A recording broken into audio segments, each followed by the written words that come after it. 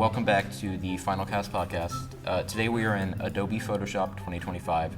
I'm going to be showing you how to create a sort of motion-ish glitch effect. What you're seeing here. So this is my the original object, and this is the effect that I wanted to give it. So Photoshop doesn't really have that many glitch effects built into it, and there's not really one.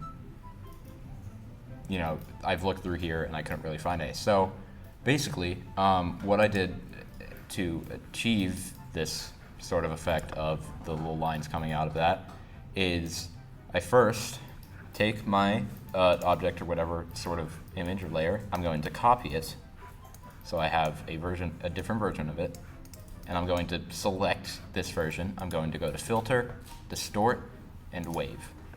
And Wave is a way of distorting the image, and there's a lot of stuff you can do. So the best thing is to just play around with it, and there's the certain intensity that you want it to be at. So this is sort of what I'm going for there. So if I do that, that can happen. So that's it, but I want to go maybe a bit more intense with the wave. So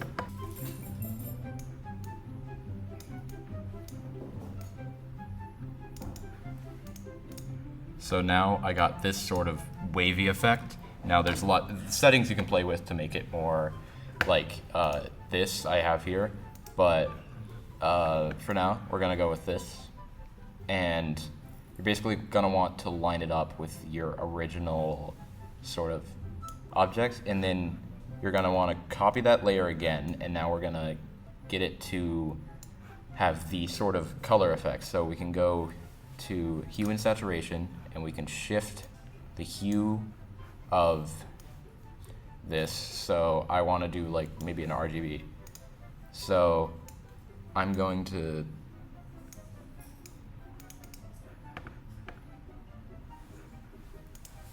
do that. So now I got one of the layers red, and then we're gonna edit the other one, and we're gonna make it a bluish hue. We're gonna merge that down. So now we got a blue and a red. And now I like to use the color burn effect, but I'm gonna use color burn for each of these, and I'm going to position it to this sort of, and then you can lower the opacity so it's less interfering and more just an effect. That's just one example.